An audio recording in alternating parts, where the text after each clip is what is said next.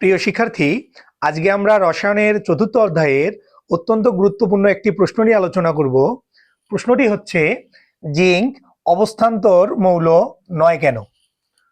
তো আমাদের চতুর্থ অধ্যায় অর্থাৎ পর্যায় সারণীতে অবস্থান্তর মৌলের একটি অতি সাধারণ সংজ্ঞা দেওয়া আছে। সংজ্ঞাটি হচ্ছে, পর্যায় সারণীর ৩ নং গ্রুপ থেকে ১২ নং গ্রুপের মৌলগুলোকে অবস্থান্তর মৌল বলা হয়।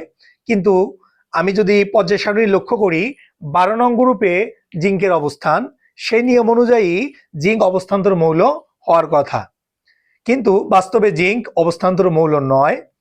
তো কেন অবস্থান্তর মৌল নয় তার সুস্পষ্ট ধারণা আমি তোমাদেরকে দেওয়ার এখন চেষ্টা করব। তো প্রথমেই আমি অবস্থান্তর মৌলের সংজ্ঞাটা তোমাদের বলতেছি, একটু মনোযোগ দিয়ে শোনো। যে সকল ডিব্লক মৌলের সুস্থিত আয়নের ইলেকট্রন বিন্যাস করলে এদের ডি অরবিটাল ইলেকট্রন দ্বারা আংশিকভাবে পূর্ণ থাকে তাদেরকে অবস্থান্তর মৌল বলে। প্রিয় শিক্ষার্থী, এই জায়গাটা আরেকবার একটু মনোযোগ দিয়ে শোনো, যে সকল ডিব্লক মৌলের সুস্থিত আয়নের ইলেকট্রন বিন্যাস করলে এদের ডি অরবিটাল ইলেকট্রন দ্বারা আংশিকভাবে পূর্ণ থাকে তাদেরকে অবস্থান্তর মৌল বলে। তো এখানে ডি অরবিটাল আংশিকভাবে পূর্ণ অর্থ হচ্ছে, আমরা জানি ডি অরবিটালে যদি 10টি ইলেকট্রন থাকে সেটাকে পূর্ণ অরবিটাল বলা হয়।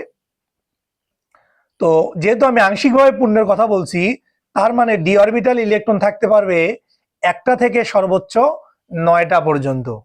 তার মানে আংশিকভাবে পূর্ণ বলতে আমরা বুঝবো ডি অরবিটালে একটা ইলেকট্রন থেকে শুরু করে সর্বোচ্চ 9টা ইলেকট্রন পর্যন্ত থাকতে পারবে।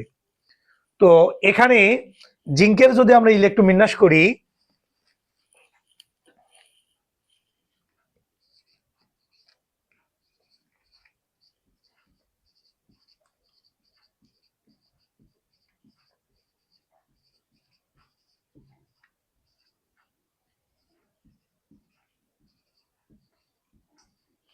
তো প্রিয় শিক্ষার্থী, বোর্ডে আমরা যে ইলেকট্রন বিন্যাসটি দেখতে পাচ্ছি এটা হচ্ছে জিঙ্কের ইলেকট্রন বিন্যাস।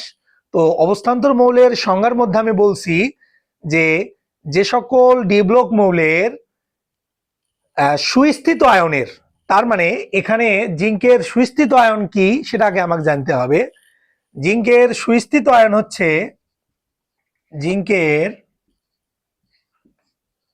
সুস্থিত আয়ন হচ্ছে জিঙ্ক 2+। তাহলে যেহেতু জিঙ্কের সুস্থিত আয়ন জিঙ্ক 2+, তার মানে জিঙ্ক এখানে 2টি ইলেকট্রন ত্যাগ করেছে, বিধায় তার সর্বশেষ শক্তি স্তরের যে 2টা ইলেকট্রন আমরা এখানে দেখতে পাচ্ছি সেই 2টা ইলেকট্রন আর থাকবে না। তো যখন এই 2টা ইলেকট্রন আর থাকবে না, তখন যদি আমরা লক্ষ্য করি এর যে 3d অরবিটাল, 3d অরবিটাল 10টি ইলেকট্রন দ্বারা এখানে পূর্ণ। তো আমি একটু আগে তোমাদের বলছি ডি অরবিটাল ইলেকট্রন দ্বারা পরিপূর্ণ থাকা যাবে না, আংশিকভাবে পূর্ণ থাকতে হবে। যেহেতু এখানে ডি অরবিটাল আংশিকভাবে পূর্ণ নেই, বরং ইলেকট্রন দ্বারা পরিপূর্ণ আছে, জাস্ট এই কারণেই জিঙ্ক কোনো অবস্থান্তর মৌল নয়। ধন্যবাদ।